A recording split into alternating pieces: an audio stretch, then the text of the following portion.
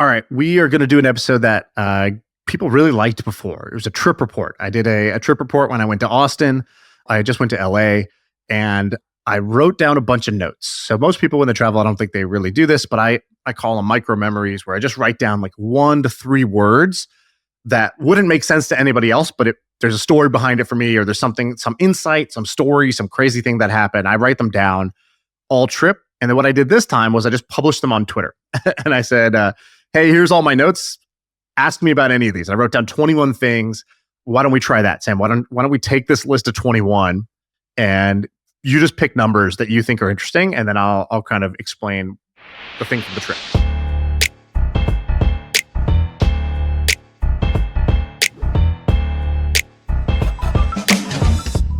By the way, when you take these notes, where are you taking them? Like on your phone? Like you just have a running notepad on your phone? So I have 2. I have a notepad, pen and paper that I take to everywhere I go. And then I have also my phone in case I'm just like not there. So it'll just be Apple Notes or that. It's nothing fancy. And you discard the notepad after it's done, or you refer back to this like constantly? Most people come home and they unpack their bags. I basically just unpack my notes. My bag is actually still sitting over there. It'll be there for 3 months. But what I do is the very next day, instead of saying, oh, I got to catch up on work and emails and Slack and all this stuff, the first 2 hours, I basically just take my notes and I type them out. And I try to squeeze, 20, 30, 40% more juice out of the trip just by reflecting and being like, okay, what was that? What was that story? Oh, I should follow up with that person. Or what was the takeaway there? And how am I going to implement that? Or, I need to, this story I wanted to share with somebody. Let me write this and make sure I send it to that person. And so I take a couple hours first thing and I basically unpack my notes. All right. Tell me about the low status technique for becoming a high status person at a conference. All right. So I went to Reconvene, which is a real estate conference, and met this guy there that I really liked this guy right away. And then I just noticed that he was like probably the most popular guy there. So there was maybe 200 people there or 150 people there. He was my favorite. And I think he was everybody's favorite just based on the reaction I got. And I was watching him and I was like, what is this guy doing that has made him everybody's favorite person here? I think that's what we all want. We all want to be liked, especially when we go to these, big public events with strangers. And he's a big fan of the pod. His name is Will, and he's got this Twitter account called Student Rent Pro, I think is his name. Basically, what this guy does is he owns a bunch of rental properties, student housing, basically like houses for students in South Carolina. So, frat houses, sorority houses, just students living together. He owns a bunch of properties there. Bootstrapped it, no outside investors. That's what he does. I'm talking to him and he loves the pod. As soon as I got there, he makes a reference to the pod from he introduces me to somebody else. He goes, oh, this is Shaan. He's real good friends with Orlando Bloom. Remembering this one Orlando Bloom story I said 3 years ago. So I was like, wow, that was a deep reference. And he goes, and so I'm watching him and I go, how come everybody here loves you? And he goes, you said that thing when Hassan Minhaj came on the podcast, and he shared this insight about comedy. And this was before me and you were going to get on stage. We were doing our first live show in Vancouver. And I had texted Hassan a picture of 2,000 people in the audience. And I was like, dude, give me some tips. Like, how the fuck are we supposed to entertain this crowd? We're podcasters. And he goes, start by talking about things either you see there or you've seen in Vancouver. Just make a reference so that it's like, I'm here. You're not getting my spiel. You're getting me here right now. Presence. And he goes, the second thing is, comedy is a low status art form, meaning self-deprecation. Make fun of yourself, call yourself out, poke fun at yourself. That is how you connect with people. And so this guy, Will, he goes, I stole that. I stole that hard. He goes, I've been doing that. Once I heard that, I really, own that. And so what he does at this event, somebody would be like, so what do you do? And he'd be like, oh man, I have I do the hardest form of real estate that will pay you the least amount of money. So you don't even want to talk to me. You go talk to him. He's awesome. And then somebody's like, what does that mean? He's like, I do student housing, but tell me about, and he's always making it about you or making it about somebody else. And so he would make fun of himself. If anybody ever gave him a compliment, even when I called him, the favorite guy there, he was like, oh, thank you so much for saying that. I'll be sure to disappoint you next time. Right? Like he's just the master of this low status thing. And he said he did this. He's like, he goes, so when we're at the event, he told me I stole that. And he goes, I also use that on Twitter. He goes, everybody in this conference at Twitter, they always just go on there, brag about their returns, and brag about how awesome they are, brag about their method. He goes, I just did the exact opposite. I'll go on there and I'll talk about how, well, today, I'm some 19-year-old's bitch. I gotta go fix a toilet in a frat house right now. Wish me luck. He's like, I'm always talking about how bad my business is, how hard it is, how, I don't envy myself, whatever.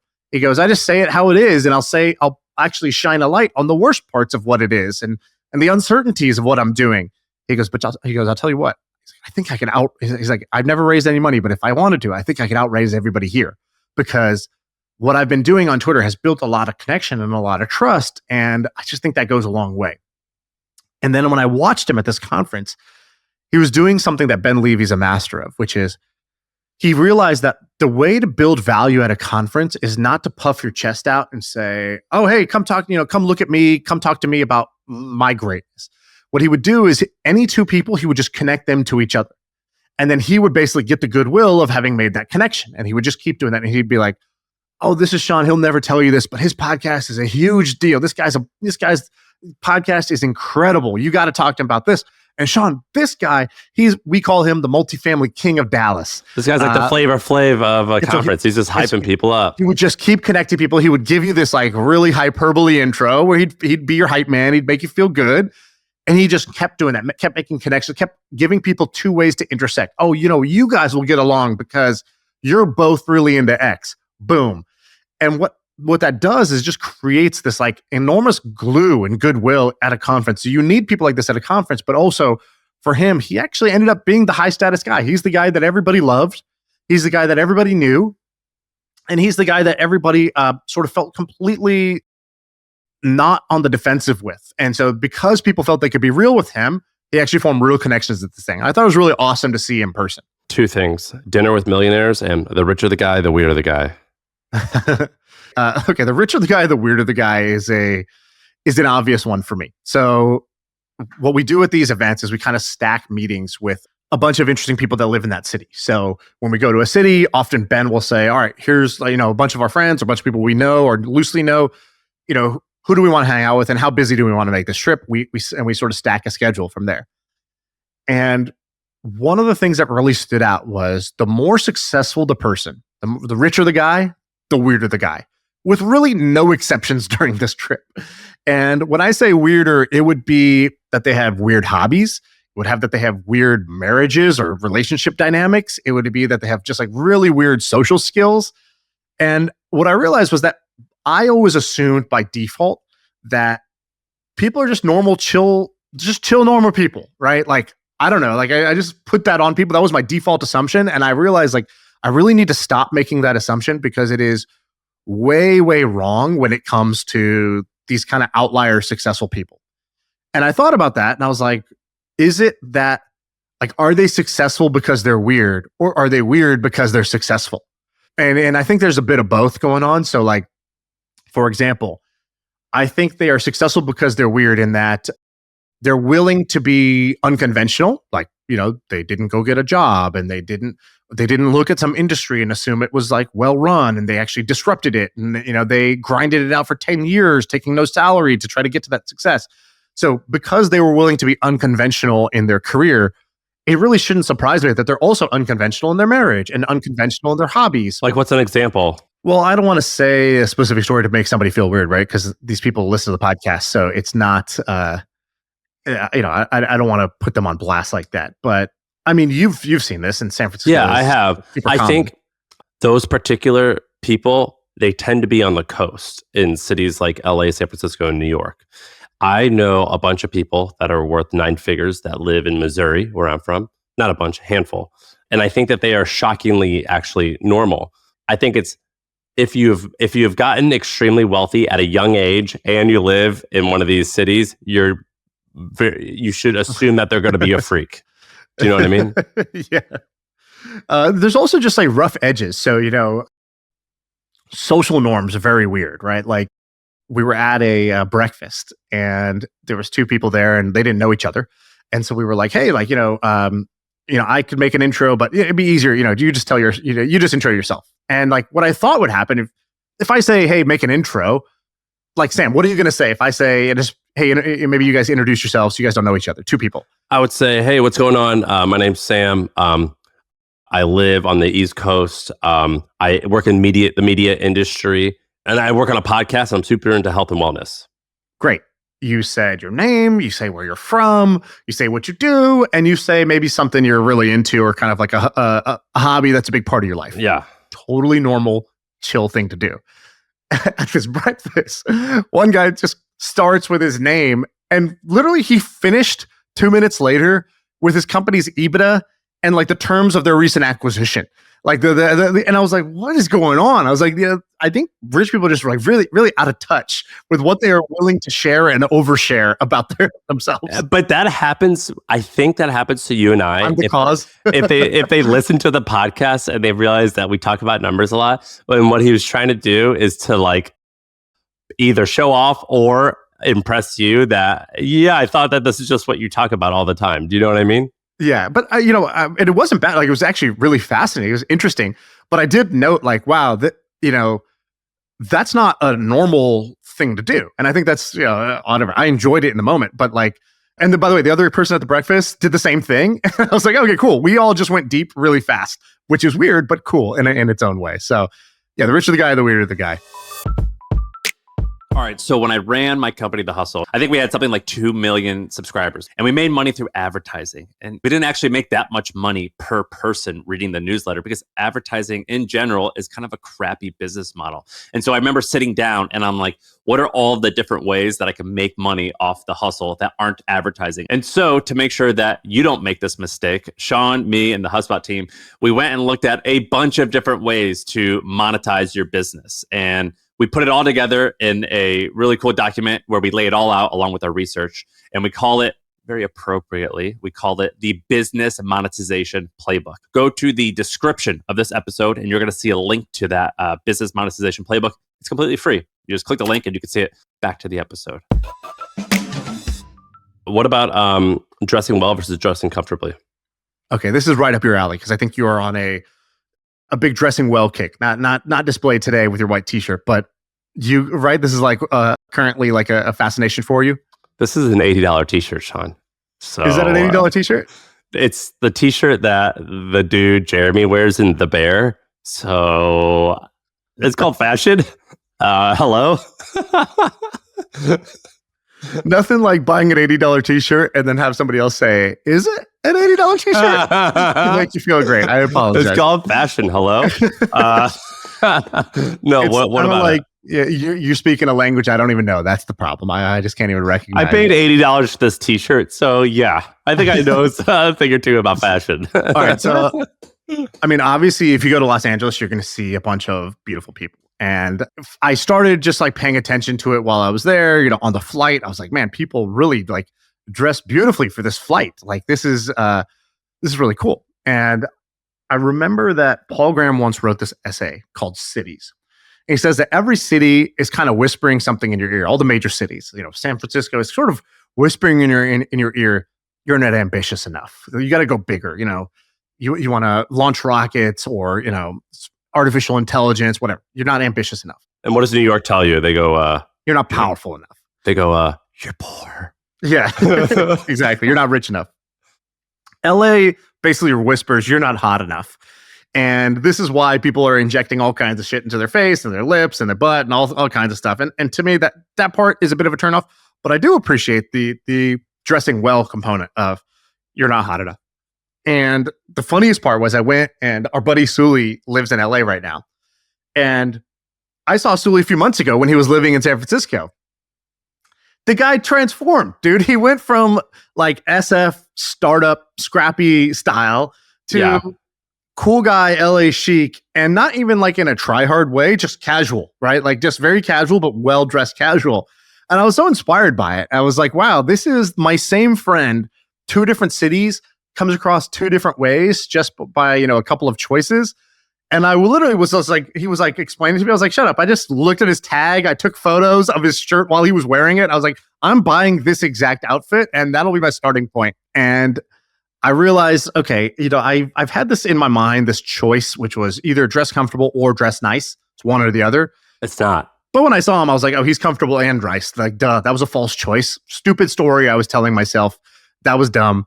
Pretty easy to change this. And I remember 10 years ago, I actually hired a stylist in San Francisco to come to my house, and she threw away all of my clothes. She took everything out of my closet. And then she took me shopping for one day, and we bought a whole bunch of new stuff. And it was like $3,000 to do it. And it was great. But that was 10 years ago. And like, since then I have like gone back to my old ways. And I've copied many things from Sully in life, mostly business stuff. But this is something else I'm going to copy from him, which is to do a very simple upgrade of style here. Do you know why you thought that dressing well is the opposite of comfortably? It's just because your shit didn't fit right. If you wear, like, you can wear really nice clothes, like as much as a tie and a nice shirt. If it fits well, it's not uncomfortable. I think that, do you value art at all? Like, does art talk to you ever? Like, do you ever feel inspired by beauty? Like, or in what form does it, do you find like inspiration? Yeah, not paintings, but me neither. Things if they're like beautifully simple designs, right? Like a lot of like furniture or interior design, like a space, which is kind of like interior design of a space to me is like, it just really stands out. If I walk into a space that's got a certain vibe, it's like, I don't know, it's just like, I can't pay attention to really anything else in that moment because I know that same space with just a different set of, lights and furniture and plants and whatnot would feel completely different. Same shelf, somebody has created this vibe. So I agree. I like architecture and I like energy of a room and furniture.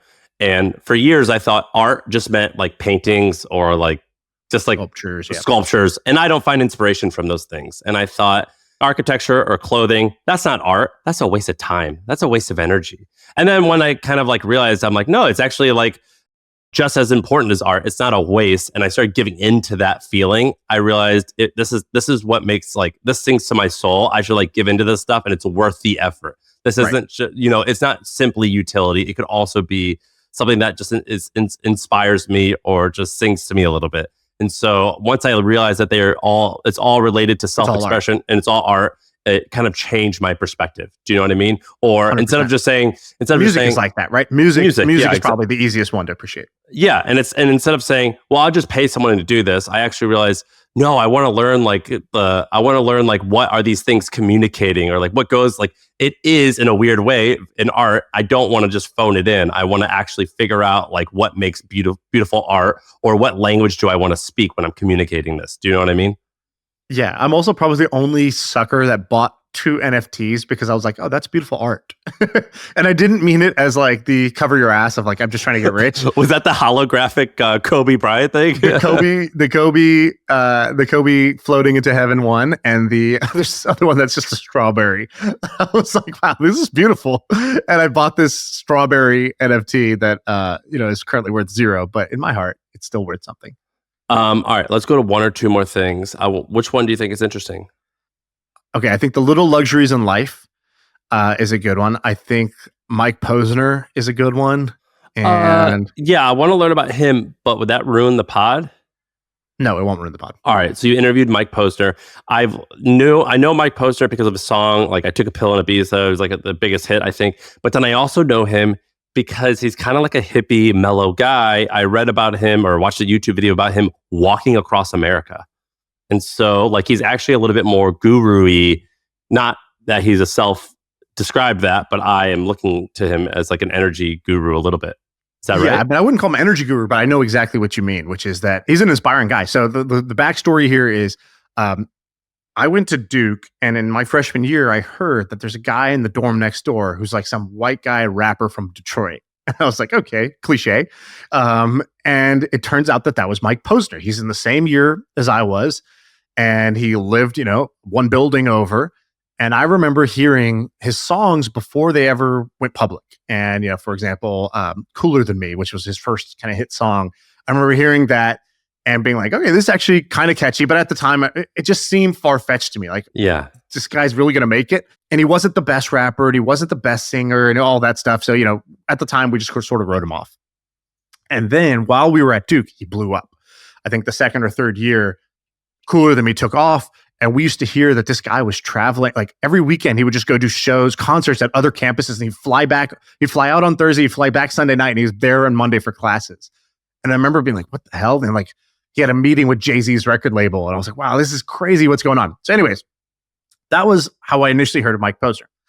And over the next, I don't know, 10, 15 years, he went on this journey where it was like a perfect 3-act story, which is kind of ironic because when I did the podcast, I didn't cover any of the story as you normally would. So he is like a podcaster's dream. He's got a perfect 3-act story. It's the rise, the unlikely rise of this college, musician in his dorm room who, becomes this international pop star.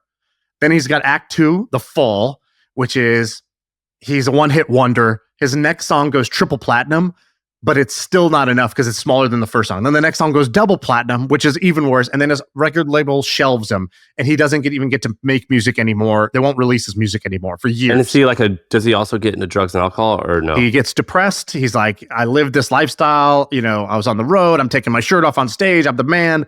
Now I'm not the man anymore. And he's kind of bummed out. And he hits rock bottom when he goes to a concert with his friend Avicii, the one friend of the music industry who didn't write him off as like a has-been. And he's now in general admission. He's in the crowd. And he's like, I'm watching my friend on stage doing the thing I used to do, the thing that I want to do, which is, do this concert in front of thousands of fans who love him. I'm standing in the crowd just like a normal civilian. And he's like, I'm hoping that somebody recognizes me. And then if somebody does, they come up to me and they go, hey, are you Mike Posner? He's like, and then I realized that was my worst nightmare because they're like, what are you doing here? Like, why are you in the crowd? He's like, and then I take this guy offers me a pill and I take it. And that becomes, that rock bottom is the genesis of the song. I took a pill in Ibiza to show Avicii I was cool. The first line of that song. Yeah. That becomes the new hit. So it hits rock bottom, ends up making a hit even bigger than the first one, 2 billion streams on Spotify. And then again, feels a bit depressed because is this what I want out of life? And I'm just chasing this high, this fame high. And that's when his dad dies, and now Act 3, the rebirth. And this is where he ends up doing a bunch of things. He climbs Everest, and he with his friend, he actually climbs 71 mountains to prep for Everest. And he has this quote, you train for climbing a mountain by climbing mountains. And he climbs 71 mountains. He ends up climbing Everest. He then decides to walk across America after his dad dies. He walks across 2/3 of the way. He gets bit by a rattlesnake, almost dies, has to relearn how to walk. After months of therapy where he relearns how to walk, goes back to the spot where he got bit and resumes the walk and finishes it. And anyways, he's become this very happy, positive, upbeat guy. Now he's sober. He doesn't do drugs. He doesn't drink. He doesn't watch porn. He sings about songs that he just wants to make art that inspires people. Cool. So he's got this amazing story. I do this podcast where I talk about almost none of it. And the reason why was he's told that story before. And I'm in the season of sort of indulging my actual curiosities. It's like, let me have the conversation I actually want to have. And so I talked to him about, how do you actually make the songs that you make? Like, what is the creative process for you? Like, where does a hit song come from? How do you do that?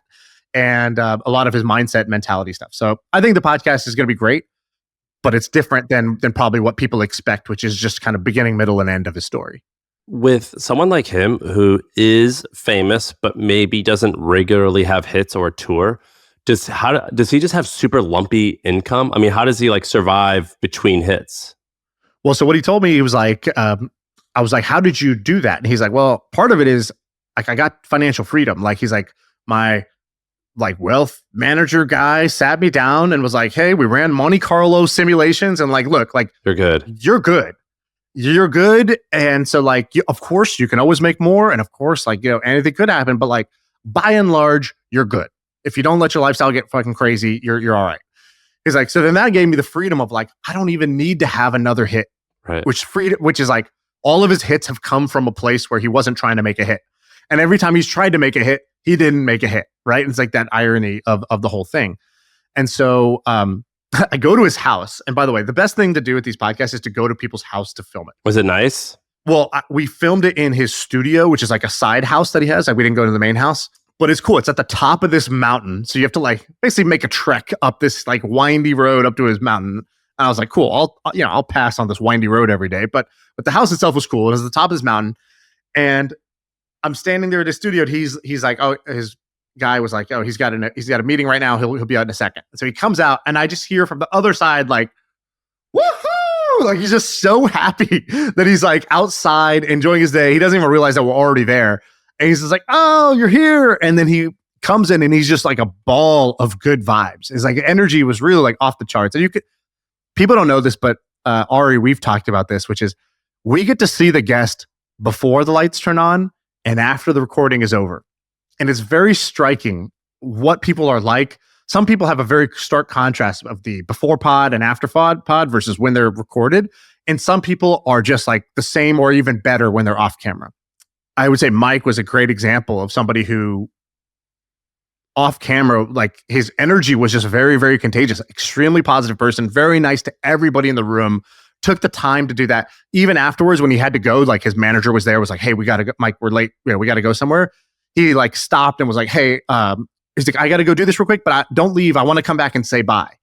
Which like most musician pop stars don't give a fuck. Right? They don't need to come back and say goodbye. They're just like, yeah, thanks everybody. Bye. Like, see ya. I'm on to my next important thing. Because remember, I'm a very important person. And instead, he was like, made you feel important, which I thought was. Did he remember you from Duke?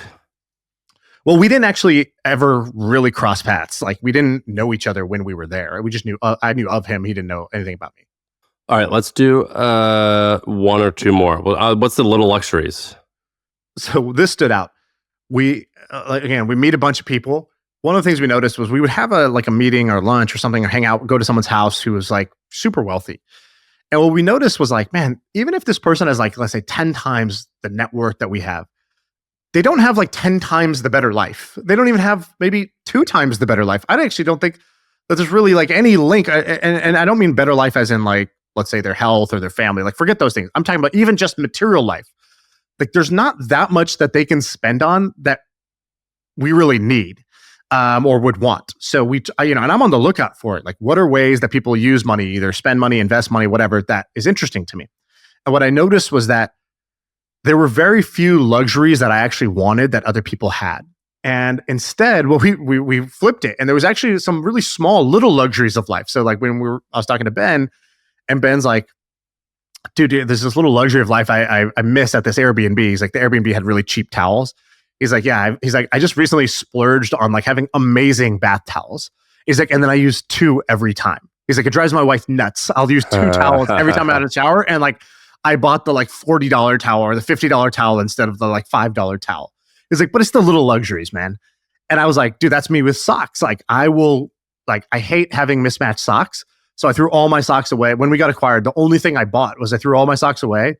And I said, what is the highest quality sock? And I just, that you can find. What's the answer, by the way? Well, the answer I got at that time was Bombas socks, and now I actually have like custom socks. So I went to a manufacturer and I was like, "Hey, I want a sock like this," and so now I have like 100, 200 pairs of custom manufactured socks. Did you really? Factory that I found off Alibaba. Yeah, because I like wearing crew socks, like like the kind of calf like socks or whatever calf length socks, mid calf, and but like if you wear the Nike compression ones, they're too tight all the time. That's so And if you just wear the Hanes ones, they're like kind of they're good, but they're pretty basic. And so I kind of made my own hybrid. Do you know that Gen Z makes fun of millennials for wearing ankle socks? Good. I knew fashion would come back around and be on my side. I've been a dork for a long time wearing non-ankle socks. You win this one. Young people don't like ankle socks. They like socks that show. So you're right. You win. And like skinny jeans are not cool either, right? Like you got to wear like big jeans or something, high-waisted big jeans. Yeah, baggy and high-waisted pants are in. Thank God, because they're way more comfortable. By the way, way more comfortable. But they call it the word's called chuggy. So when you are like a 35-year-old and you wear skinny pants or skinny jeans, it's called you're being chuggy. That's like the phrase. Chuggy? How do you use it in a sentence? Like you're being chuggy? Yeah, you could do that. Yeah, you could use it that way, or you could say like, I don't want to wear skinny jeans. That's pretty chuggy. You could use it that way. But yeah, chuggy means like for example, yeah. So tight jeans, ankle socks. It's super chuggy. You don't want to be chuggy, man. All right. Well, that's it. That was my LA trip report. I had 21 things. We talked about a few of them. All right, that's the pod.